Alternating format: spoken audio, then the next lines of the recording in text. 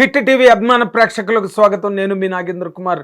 నిన్నటి నుంచి అసలు పవన్ కళ్యాణ్ అభిమానులు పట్టరాని ఆగ్రహంతో ఉన్నారు. ఇంకో పక్కన కొంతవరకు నిర్వేదానికి కూడా గురి అయిన మాట వాస్తవం. ఎందుకంటే నిన్న డివివి ఎంటర్టైన్మెంట్స్ వాళ్ళు ప్రత్యేకంగా ప్రకాష్ రాజ్ని ది వెర్సటైల్ ఫోర్స్ అనే ఒక క్యాప్షన్తో ఎక్స్ హ్యాండిల్ మీద, అఫీషియల్ హ్యాండిల్ మీద ఆయన పోస్టర్, ప్రకాష్ రాజ్ గారి పోస్టర్ రిలీజ్ చేయడం జరిగింది.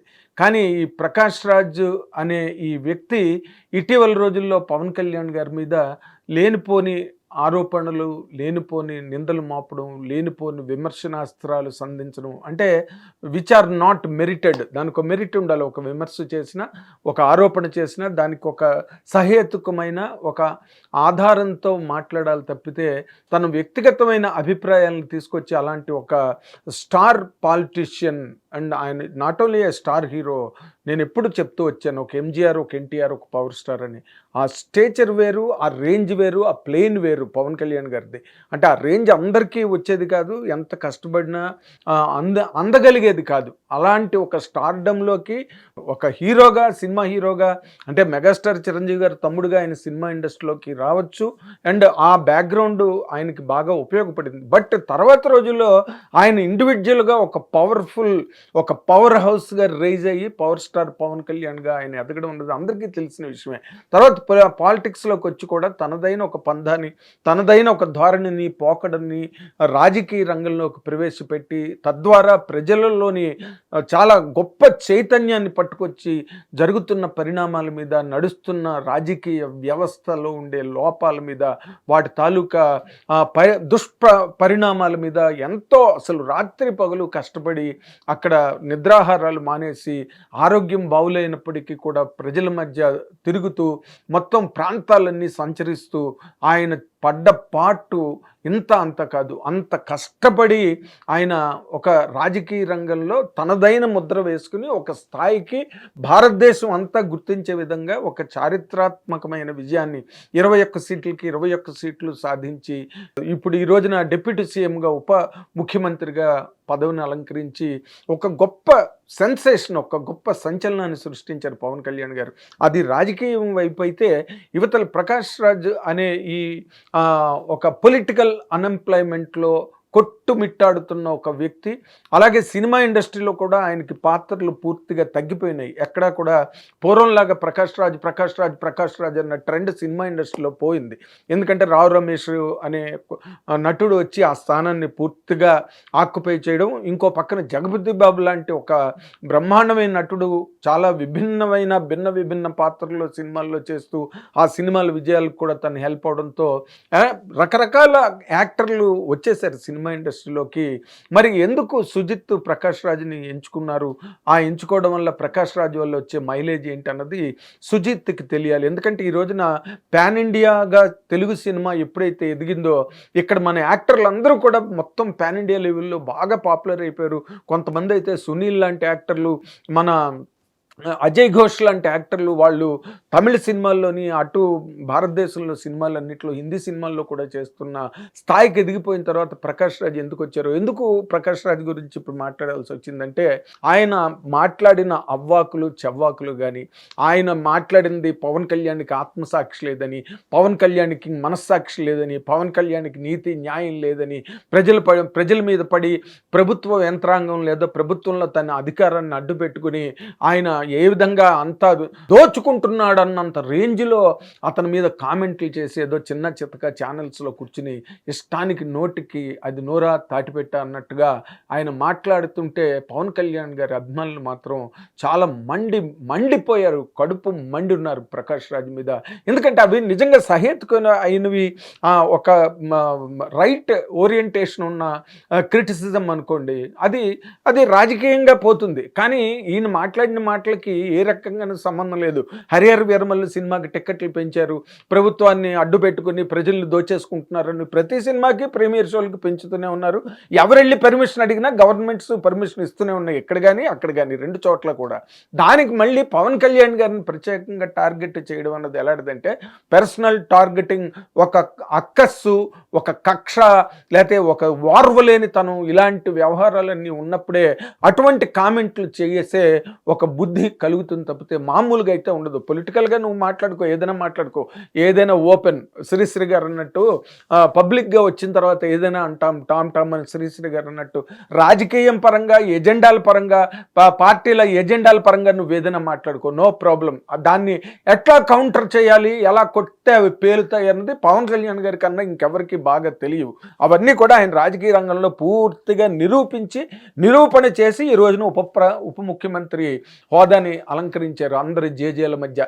అది పాయింట్ కాదు. కానీ ప్రకాష్ రాజ్ గారు చేసే ఈ దారుణమైన మాటలు, ఈ దారుణమైన ఆరోపణలతో అసలు పవన్ కళ్యాణ్ గారి అభిమానులనే కాదు, ఎవ్వరూ హర్షించలేదు ప్రకాష్ రాజ్ని. ఆయన మాటలకి అందరికీ ఆయన పంటి కింద రాయిలాగా ఆయన ఇష్టం వచ్చినట్టు మాట్లాడుతూ ఉన్నాం. It's all political unemployment. ఇంకా అంతకన్నా ఏం లేదు. యువతల సినిమా ఇండస్ట్రీలో వేషాలు పోయాయి. ఇలాంటి ఒక వాతావరణంలో సరే ప్రకాష్ రాజు ఉన్నాడే అనుకుందాం. ఓజీలో ఓజీ ఎవరి సినిమా రాబాయ్? పవర్ స్టార్ పవన్ కళ్యాణ్ సినిమా అది. ఆయన కోసమే ఇప్పుడు అమెరికాలో, నార్త్ అమెరికాలో టిక్కెట్ల గురించి కొట్టుకు చచ్చిపోతున్నారు. మిలియన్స్ ఆఫ్ రూపీస్ కలెక్ట్ చేసింది ఆల్రెడీ. ఇది ప్రీమియం బుకింగ్స్లో. రేపు సినిమా రిలీజ్ అయ్యాక ఎలా ఉంటుంది? ఇప్పుడు ఈ రోజున సినిమా వాతావరణం ఎలా వేడెక్కిపోయింది. 25వ తారీఖున సినిమా రిలీజ్ కాబోతున్నదంటే ఈ టైంలో జరిగిన పొరపాటు ఏంటంటే డివిఏవి ఎంటర్టైన్మెంట్స్ పతాకం వాళ్ళ అఫీషియల్ హ్యాండిల్లో ప్రకాష్ రాజు పోస్టర్ పెట్టి దానికి ఒక ట్యాగ్ పెట్టడం అన్నది ఇది వెర్సటైల్ ఫోర్స్ అని. ఏ రకంగా వెర్సటైల్ ఫోర్సు? ప్రకాష్ రాజ్ని చూడడానికి వస్తారా? అయితే మనం ఇక్కడ అర్థం చేసుకోవాల్సింది, పవన్ కళ్యాణ్ అభిమానులు అర్థం చేసుకోవాల్సింది ఏంటంటే, ఒక హీరోగా ఆయన ఇప్పుడు ప్రకాష్ రాజ్ ఎలాగంటే ఈ రోజున అక్కడ రాజకీయంగా ఆయన చేస్తున్న ఆయన ప్రయత్నాలలో, లేదా ఆయన ఎన్నికల ముందు ఆయన చేసిన ప్రయాణాలలో ఏదో శ్రీశ్రీ గారిదే మళ్ళీ చెప్తాను, చెలరేగిన జనసమ్మర్ధం ప్రవహించే విద్యుత్తు అని ఆయన వెనకాతలో ఒక విద్యుత్ ప్రవాహంలో ప్రజలు పరిగెట్టెళ్ళారు. అందులో ఎవడు పేటీఎం బ్యాచ్, ఎవడు ఆయన్ని విమర్శించడానికి వచ్చాడో, ఆ విమర్శలు చేసిన తర్వాత అవి ఎంతవరకు నిలబడతాయో ఇవన్నీ పట్టించుకునే పరిస్థితుల్లో పవన్ కళ్యాణ్ గారు ఉన్నారా? ఆయన రాజకీయంగా ఒక అధికారంలోకి వచ్చి అంతకుముందు ఆ యుద్ధంలో బాగా ఇన్వాల్వ్ అయ్యి ఆయన పరిగెడుతున్న టైంలో ఈ సినిమాలన్నీ, కమిటైన సినిమాలన్నీ కంప్లీట్ చేసే ఒక ప్రోగ్రాంలో ఆయన ముందుకి తన కార్యక్రమాలన్నింటినీ కూడా చక్కబెట్టుకుంటున్న ఈ ప్రయత్నంలో ప్రకాష్ రాజ్ ఉన్నాడా, నువ్వున్నావా, నేనున్నానా అవన్నీ పట్టించుకోవడానికి పవన్ కళ్యాణ్ గారికి టైం ఉందా?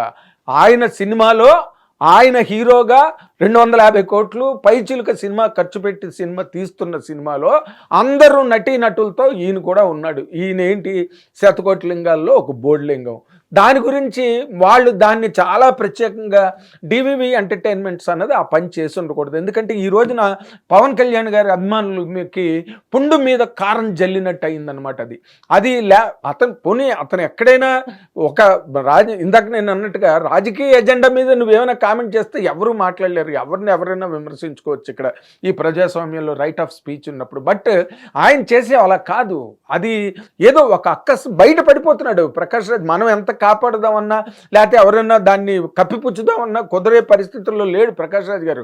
నోరు పెట్టుకుని ఇష్టం వచ్చినట్టు మాట్లాడి, ఇష్టం వచ్చినట్టు కామెంట్లు చేసి, జస్ట్ ఆస్కింగ్ అని చెప్పి అంటే ఏం లేదు. ఇప్పుడు పవన్ కళ్యాణ్ గారిని టార్గెట్ చేస్తే పవన్ కళ్యాణ్ గారు, నరేంద్ర మోడీ గారు, చంద్రబాబు నాయుడు గారు వీళ్ళందరూ పెద్ద కూటమి. నరేంద్ర మోడీ గారు అక్కడ భారత ప్రధానిగా విపరీతమైన సంచలనాత్మకమైన ప్రధానమంత్రిగా నవభారతదేశ చరిత్రలో, స్వతంత్ర భారతదేశ చరిత్రలో ఒక 370 ఆర్టికల్ని రూపుమాపడం కానీ, జమ్మూ కాశ్మీర్ని పార్ట్ ఆఫ్ ది కంట్రీ చేయడం కానీ, ఇవన్నీ చేసిన ప్రధానమంత్రి లేడు ఇప్పటి వరకు.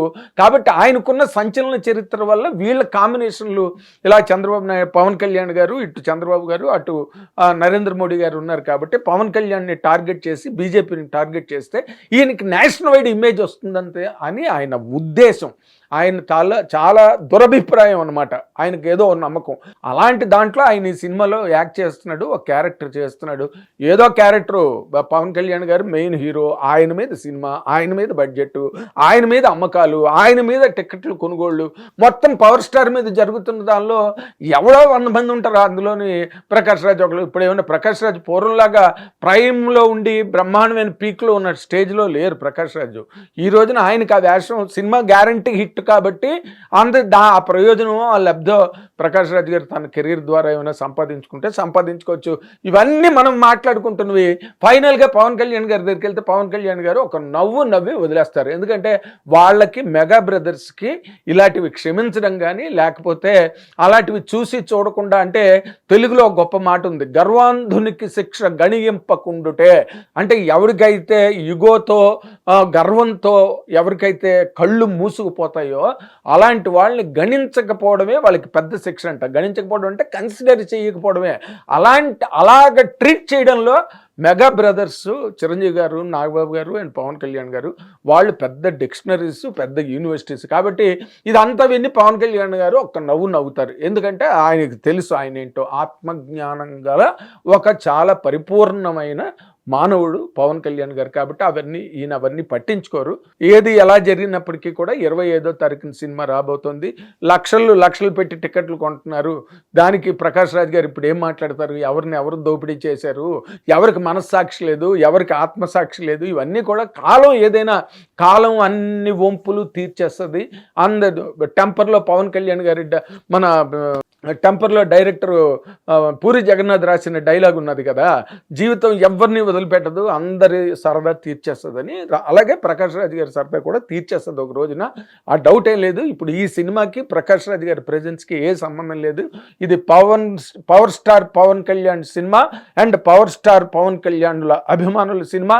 పవర్ స్టార్ పవన్ కళ్యాణ్ సినిమా వస్తే చూద్దామని ఎదురు చూపులు చూసి ఆతృతతో నిరీక్షిస్తున్న అఖిల తెలుగు ప్రేక్షకులు ప్రపంచవ్యాప్తంగా ఎక్కడున్నా సరే వాళ్ళందరి సినిమా అనేది మనం అందరం గుర్తు పెట్టుకోవాలి. Thank you very much.